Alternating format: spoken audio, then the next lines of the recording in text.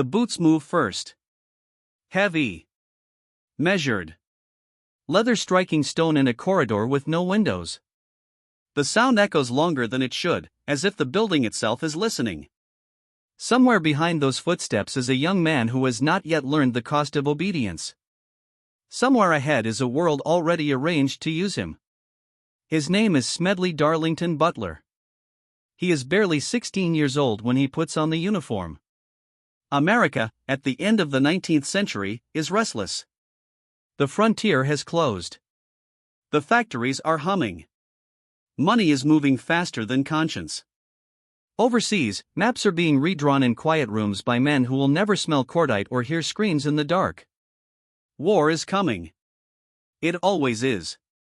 Butler is born into respectability. A Quaker family. A father who will later sit in Congress. A home where duty is spoken of as virtue, and obedience as character. Yet the nation pulling at him is not gentle. It is ambitious. Hungry. Certain of its destiny. When the Spanish-American War breaks out, the newspapers call it liberation. They speak of honor. Of flags raised over distant shores. For a boy raised on stories of service, the choice feels inevitable. He lies about his age. No one stops him. The Marine Corps accepts him without hesitation. There is always room for another young man willing to march forward without questions. Especially one with the right name.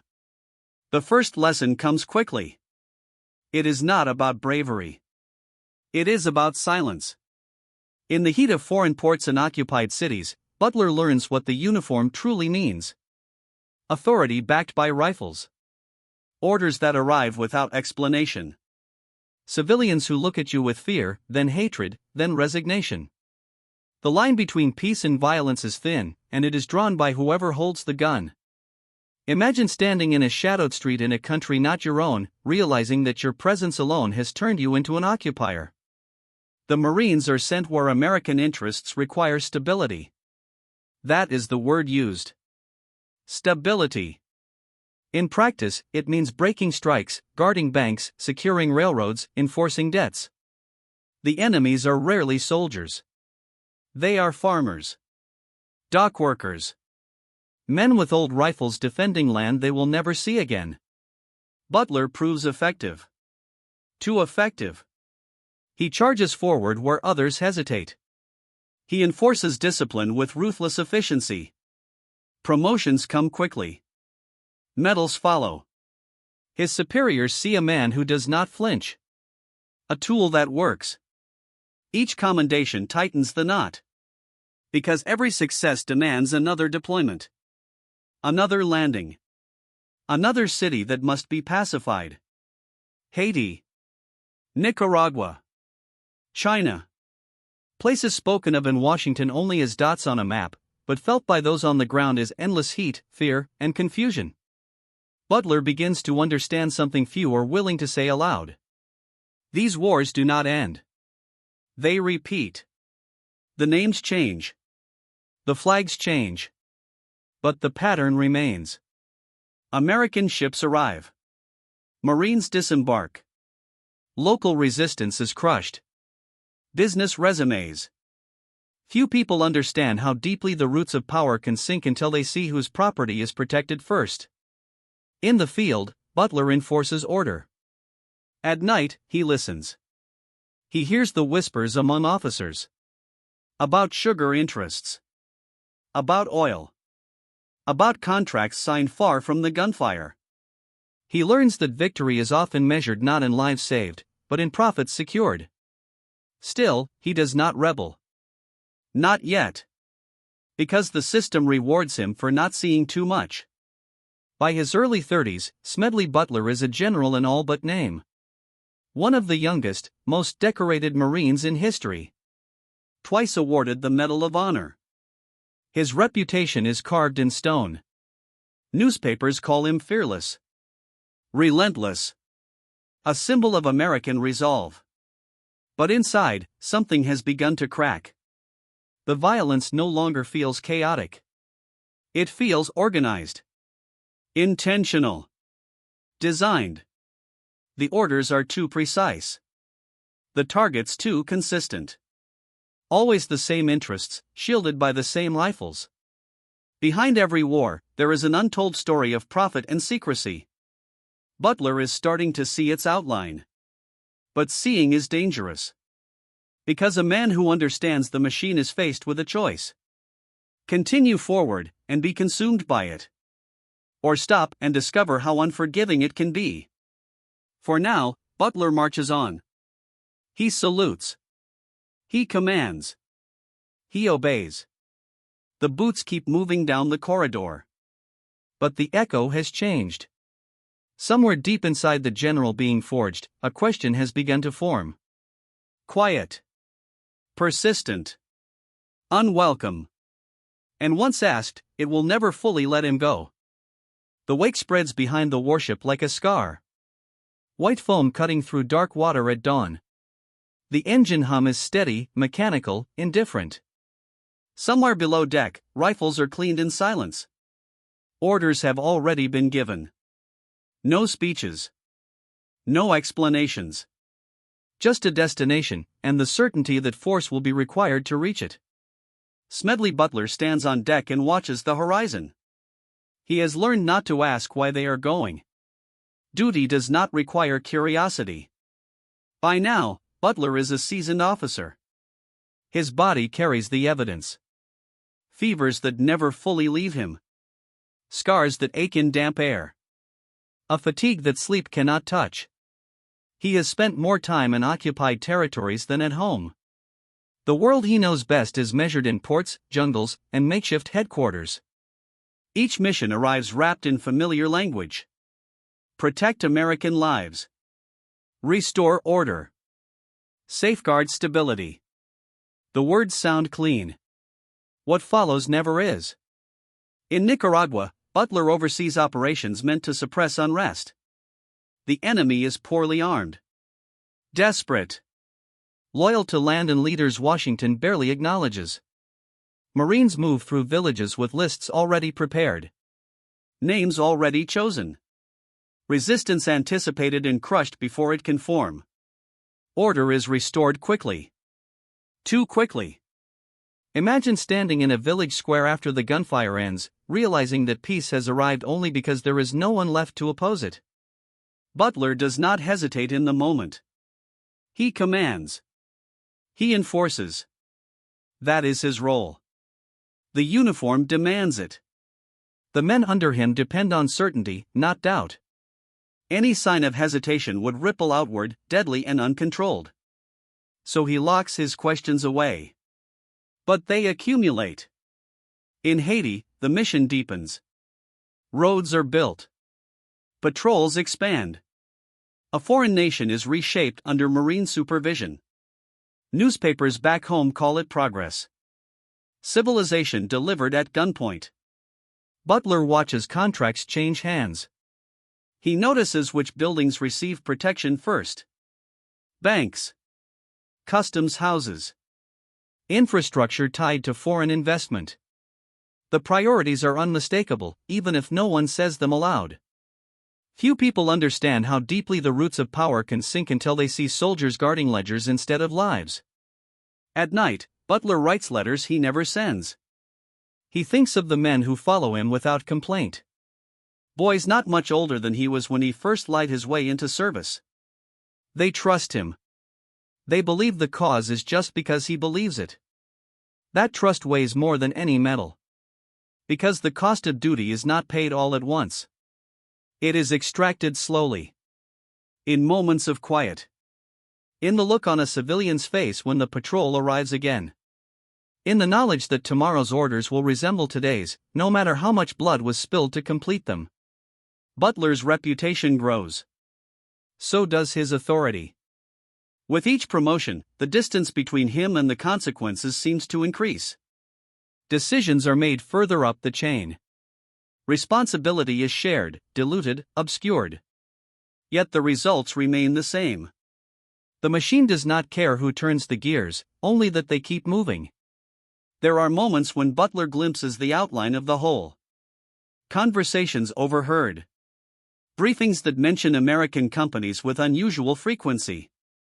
The same names appearing in different countries, under different pretexts. It begins to feel coordinated. Intentional. But suspicion is dangerous. A successful officer is expected to deliver results, not insight. The institution rewards loyalty to outcomes, not questions about purpose. So Butler continues. He leads from the front. He enforces discipline with absolute authority. He becomes, in the eyes of many, the ideal Marine officer. Fearless. Efficient. Uncomplicated. Inside, the price keeps rising. His health deteriorates. Malaria returns again and again. His nerves fray. The violence no longer shocks him, which troubles him more than the violence ever did. When killing becomes routine, something essential has already been lost. Behind every war, there is an untold story of profit and secrecy. Butler now senses he is standing inside it. But he is not yet ready to name it. The warship reaches port. Orders are carried out. Another intervention completed. Another region stabilized for reasons that will never be explained to those who live there. When Butler finally returns home, the applause feels distant. The parades feel unreal. He smiles when required. Accepts honors without protest. This is the price of duty too, to carry the nation's gratitude without sharing its ignorance. Late at night, alone, he replays the faces. The places. The patterns. A realization is forming, slow and unwelcome. If this is what service requires, then service itself may be compromised. The thought does not bring clarity. Only unease. Because a man who begins to doubt the value of his duty has already taken a step toward something far more dangerous than disobedience. He has taken a step toward truth. And truth, once glimpsed, demands a payment of its own. The envelope arrives without ceremony. No return address. Thick paper. Official seal pressed hard, as if to make a point. Inside, orders written in language so precise it feels rehearsed. Another deployment. Another country whose name will soon be spoken casually by men who have never stood on its soil. Smedley Butler reads the page once. Then again. He already knows what it will demand of him. By now, the pattern is unmistakable. Wherever American money flows, Marines soon follow. Wherever instability threatens contracts, rifles are issued.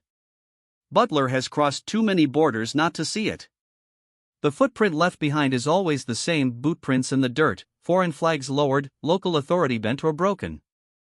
This is not conquest in the old sense. It is management. In China, Butler is tasked with protecting American interests amid chaos. The streets are tense. Factions shift overnight. The people watch the Marines with wary eyes, unsure whether they bring order or simply another kind of danger. But the mission is clear. American property will not be touched. Everything else is negotiable. Imagine standing at a checkpoint in a city that is not yours, deciding who may pass and who must turn back, knowing your authority comes not from law but from force. Butler enforces the perimeter.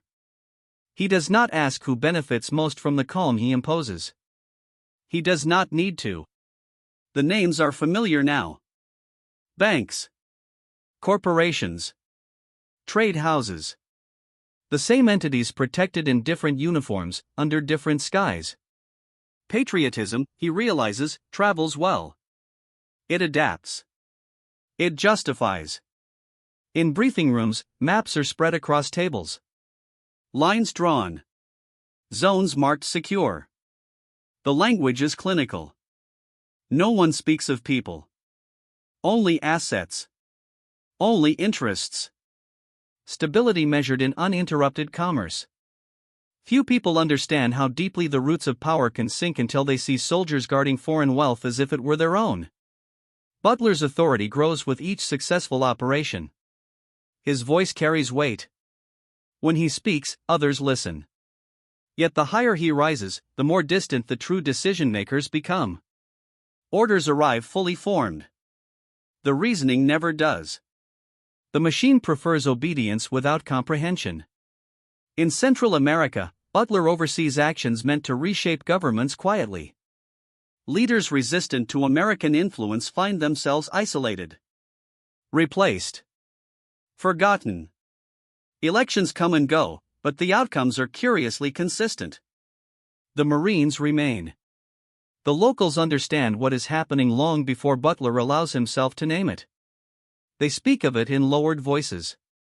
Of foreign hands pulling strings. Of a future already decided elsewhere. Butler hears them. He says nothing. Because silence is still his currency. There are moments now, small, unsettling moments, when he imagines the footprint from above. A trail across oceans and continents. The same methods. The same objectives. Only the uniforms of the opposition change. This is not defense. It is reach. Behind every war, there is an untold story of profit and secrecy. Butler feels its weight pressing closer. The machine is no longer abstract. It has shape, direction, intent, and he is one of its most effective instruments. At night, he walks alone. The sound of distant movement never fully stops. Somewhere, a deal is being secured. Somewhere, resistance is being planned. The cycle continues whether he participates or not. That is the most disturbing realization of all. The system does not need belief. Only compliance. Butler begins to notice how carefully information is controlled. Reports edited. Casualties minimized. Headlines softened. The American public is fed a version of events stripped of complexity and cost. Empire is easier to maintain when it remains unnamed. He wonders what would happen if the truth were spoken plainly. Not accused. Not dramatized. Simply stated. The thought lingers longer than it should. When Butler returns home again, he is celebrated. The medals are heavy. The speeches predictable. He listens as politicians praise American benevolence abroad, their voices confident, assured. He says nothing. Yet the silence feels heavier now. More deliberate. Because he knows what lies beneath the words. He has seen the footprint up close. Felt it press into living ground. And once you recognize it, you cannot pretend it isn't there. As Butler stands at the edge of another ceremony, applause echoing around him, a quiet understanding settles in. Empire does not announce itself. It advances quietly, under flags and promises, protected by men who are never told the full price of what they defend. Butler has paid that price for years. And somewhere deep within him, a dangerous clarity is forming, one that will soon demand more than silence. It will demand a choice. The phone rings once. Then stops. Then rings again. Late at night. No greeting. No pleasantries. Just a voice on the other end that assumes obedience. Another request framed as necessity. Another situation that requires a man who understands how force moves money without appearing to. Smedley Butler listens in silence. By now, the shape of things is impossible to ignore.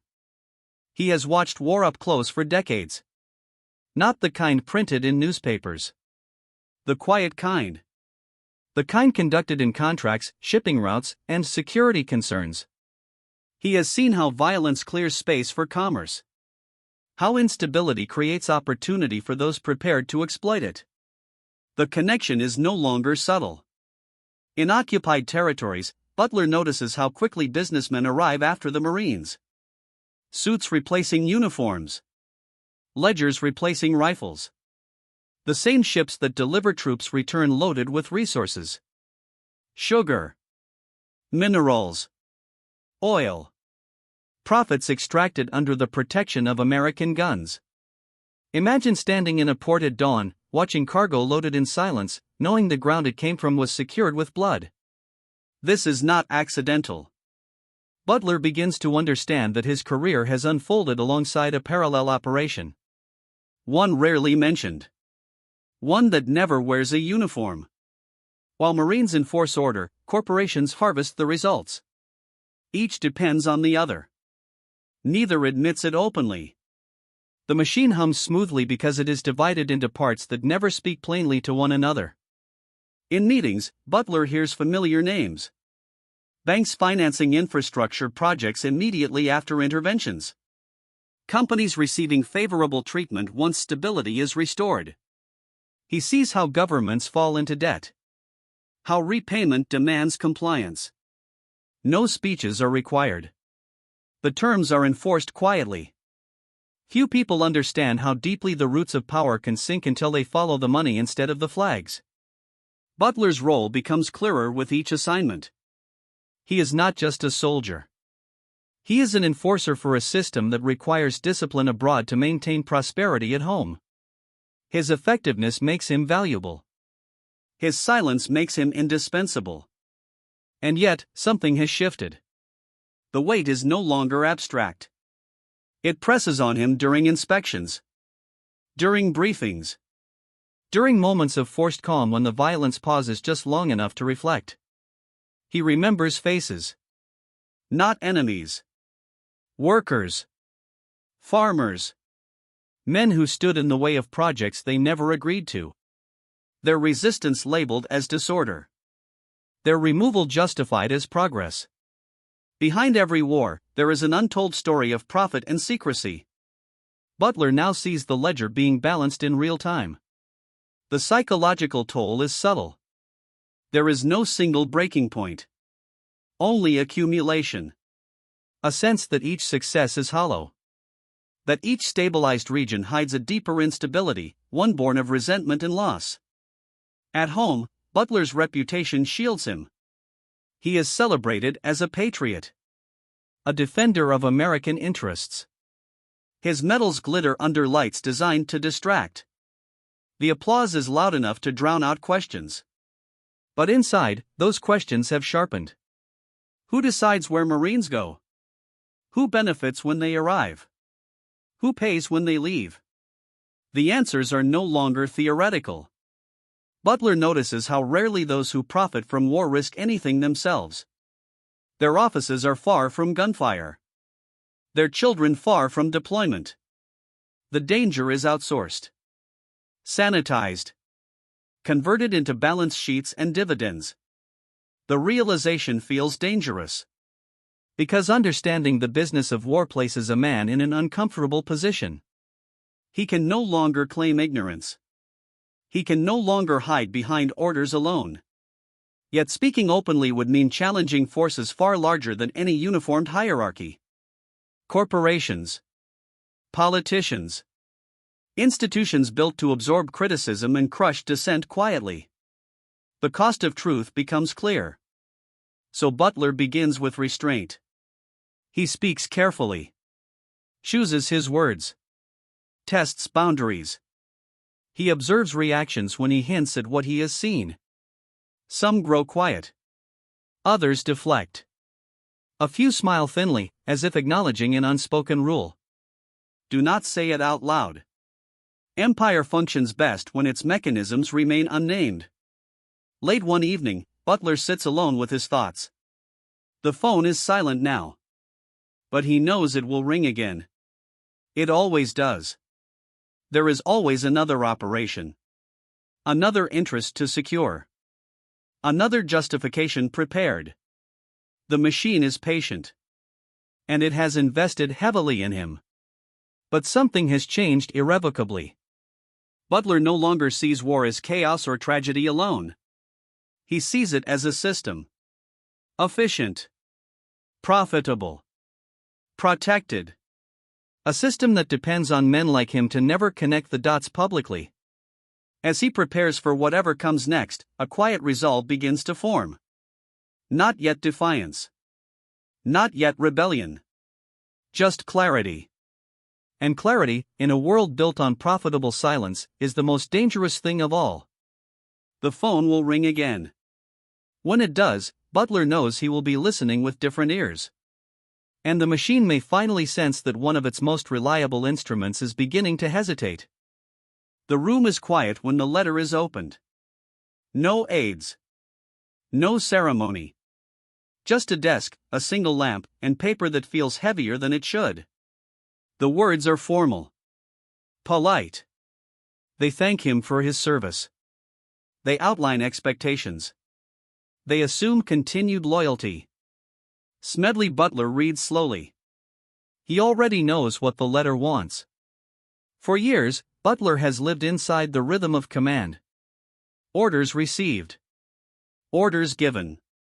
Consequences absorbed by others. It has been easier that way. Cleaner. The uniform does much of the thinking for you. But something has shifted. The silence between assignments now feels longer. Louder. In those pauses, memory intrudes. Not battles.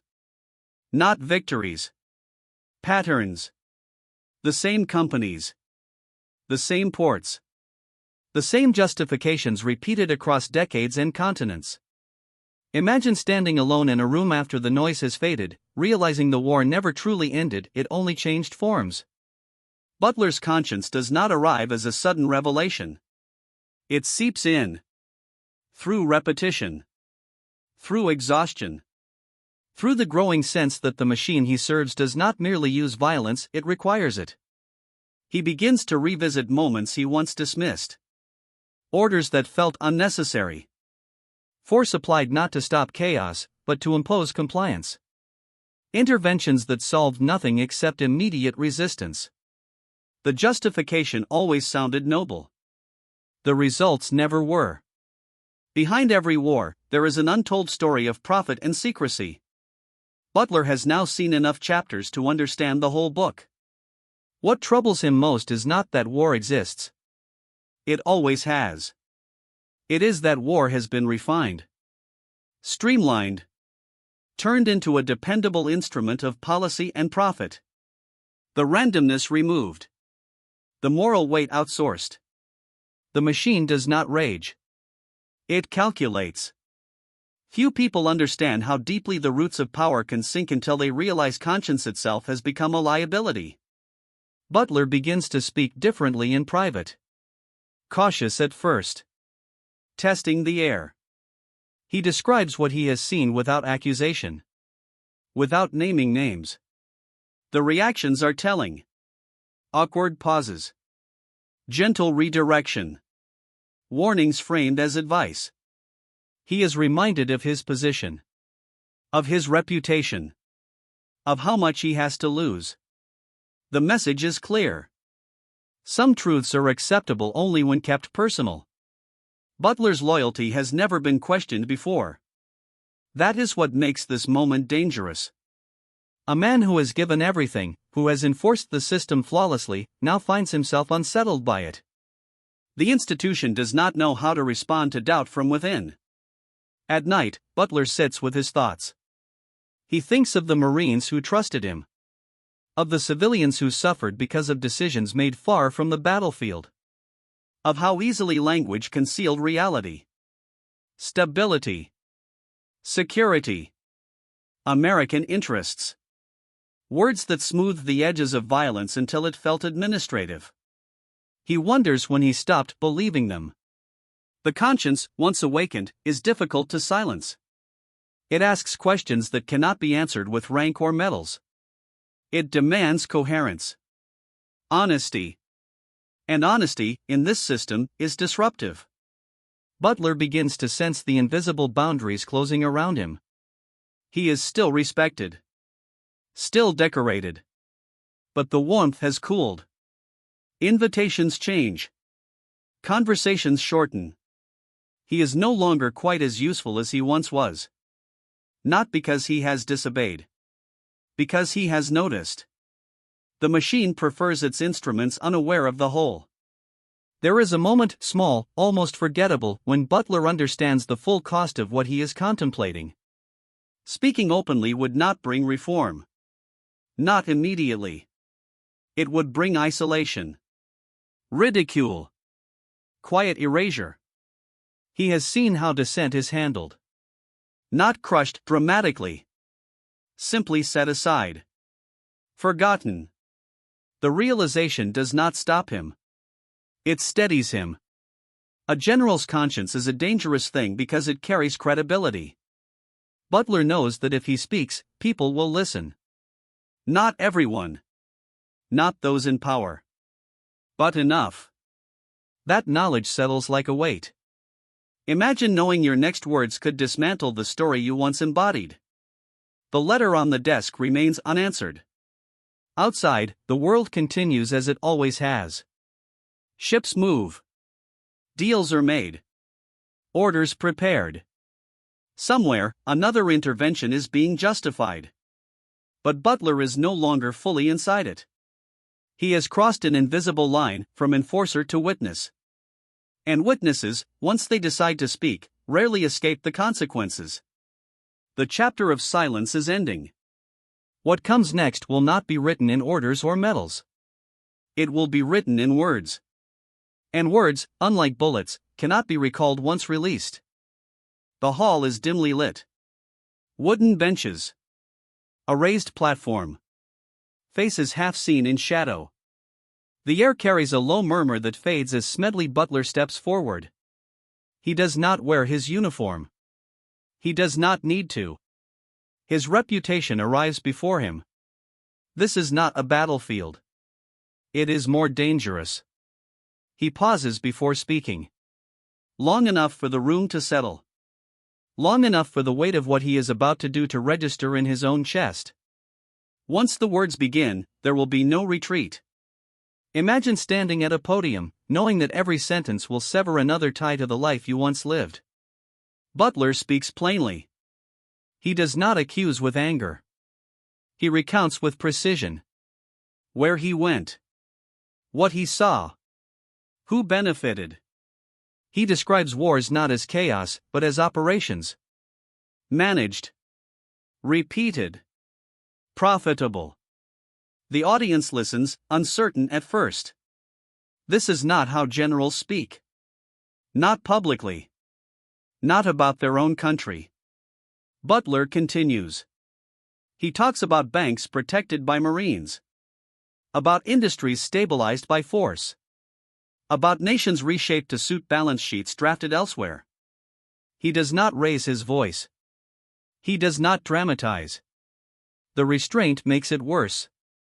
Behind every war, there is an untold story of profit and secrecy. Butler is telling it without spectacle. Some shift in their seats. Others lean forward. A few recognize the danger immediately. This is not dissent. This is exposure. The machine does not respond loudly. It never does. There are no arrests. No dramatic confrontations. Instead, the response arrives quietly. Invitations stop coming. Newspapers soften his words until they barely resemble what he said. Commentators frame him as bitter. Disillusioned. Unreliable. A decorated general is being recast as a problem. Few people understand how deeply the roots of power can sink until they watch a voice be buried without being silenced. Butler persists. He writes. He speaks wherever he is allowed. Union halls. Small gatherings. Places where applause is hesitant but sincere. He knows these rooms lack influence, but they offer something else. Witnesses. Each appearance carries risk. Not physical danger, but something more corrosive. Erasure. The slow stripping away of credibility. He is no longer introduced as a hero, but as a curiosity. A former general with strong opinions. The distinction matters. Because it separates the man from the authority his words deserve. Still, Butler presses on. He names the pattern. War as a racket. Soldiers as instruments. Patriotism as cover. He frames it not as betrayal, but as accounting. A balance sheet of blood and profit. The reaction is uneven. Some listen. Most do not. The nation is tired. Comfortable myths are easier to maintain than unsettling truths. The machine understands this. It relies on distraction, on noise, on the next crisis to bury the last revelation. Butler's words compete with parades, headlines, promises of prosperity. They lose. Not because they are wrong. Because they are inconvenient. There are moments when Butler senses the isolation closing in. Friends advise him to stop. To rest. To let the past remain past. They speak gently, but the message is firm. You have done enough. Butler knows what that means. Enough truth.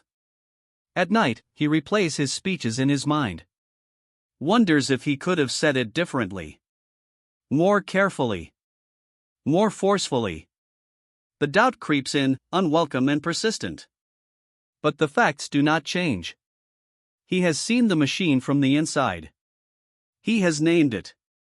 That alone ensures he will never be fully forgiven. Imagine understanding that history will not remember you as you were, but as the system needs you to be. The machine does not fear outrage. It fears clarity. And clarity is exactly what Butler offers. That is why the silence around him grows. By the time his words begin to fade from public conversation, the damage is already done, not to the machine, but to him. His career ends not with a trial or a scandal, but with a quiet closing of doors. A general who spoke too plainly. A witness who refused to soften the truth. The machine continues. Wars follow. Profits accumulate. The footprint expands. But somewhere, recorded in transcripts and memories, Butler's voice remains. Uncelebrated. Uncomfortable. Waiting. Because exposure does not always bring change. Sometimes, it simply proves that the truth was spoken and ignored. And in a system built to survive revelation, that may be the most haunting outcome of all. The knock comes softly. Not urgent. Not threatening. Just firm enough to announce intent. When Smedley Butler opens the door, the men waiting do not introduce themselves. They do not need to. Their purpose hangs in the air between them, unspoken but unmistakable. They want to talk. Butler listens. By now, he understands how power moves when it wishes to remain unseen. It does not shout. It requests. It frames pressure as concern. It offers protection in exchange for restraint. The message is simple. You have said enough. Imagine standing in a narrow hallway, the weight of a nation pressing quietly against your chest, knowing that refusal will not be forgiven, but compliance will erase you. Butler does not argue. He does not raise his voice. He has learned that confrontation only sharpens the blade. Instead, he absorbs the implication. The lines have been drawn. He is no longer merely inconvenient. He is dangerous. Because he knows too much. For years, Butler has lived with the knowledge of how wars begin far from battlefields. How crises are manufactured, framed, sold. How patriotic language becomes currency, spent freely to secure obedience. He has seen the overlap between boardrooms and command rooms, between campaign donations and troop movements. And he has said it aloud. The machine does not forgive that. There are rumors now. Whispers that drift through polite circles. That Butler has lost his judgment. That age and illness have clouded his mind. That his speeches are the bitterness of a man left behind by progress. The reframing is deliberate. Few people understand how deeply the roots of power can sink until they watch a truth-teller become a cautionary tale. Butler senses the narrowing of options. Invitations dry up. Platforms disappear. His words circulate only at the margins, carried by those already inclined to doubt.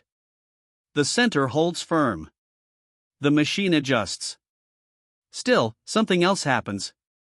Messages arrive quietly. Letters slipped into his hand. Conversations held in corners. Men who speak carefully, watching the room even as they talk. They hint at plans. At movements. At forces testing the boundaries of American democracy itself. One story stands apart. A proposal, half-formed, wrapped in patriotic rhetoric. A plan that would use veterans, loyalty, and fear to reshape power at home. A movement that believes the nation requires firm guidance by men accustomed to command. They believe Butler is one of them. They are wrong. Behind every war, there is an untold story of profit and secrecy. Butler recognizes the pattern instantly. The same logic. The same manipulation. Only the battlefield has shifted. This time, the threat is internal. Butler listens. He asks questions. He allows the men to speak until they reveal more than they intend. He does not promise anything. He does not refuse outright. He documents. Because the truth, once gathered, demands an outlet. When Butler brings what he knows to light, the response is predictable. Official interest, carefully contained. Public hearings that ask the right questions without pursuing the answers. Headlines that fade as quickly as they appear. The danger is acknowledged. Then neutralized. Not by action. By disbelief. The idea that such a plot could exist is treated as implausible. The men involved remain untouched. The implications quietly buried. Butler's role reduced to that of a concerned but overzealous witness. The machine survives again. Butler's health declines. The years of service, disease, and strain have taken their toll. His body weakens even as his resolve remains intact. He continues to speak when he can, though fewer are listening now. History is already closing around him. Imagine knowing that the most explosive truth you ever uncovered will be filed away, stripped of urgency, and left to gather dust. This is the final cost. Not imprisonment. Not execution. Irrelevance. Butler dies without ceremony. No state funeral. No reckoning. The nation moves on, as it always does. New wars. New justifications. New machines humming quietly into place. Yet his words remain. Recorded. Quoted. Ignored. A general who saw the system clearly enough to name it and lived long enough to watch it outlast him. The man who knew too much was not silenced by force. He was silenced by comfort. And somewhere, beneath the noise of history, his warning still echoes, fragile, unresolved, and waiting for a moment when someone is willing to listen.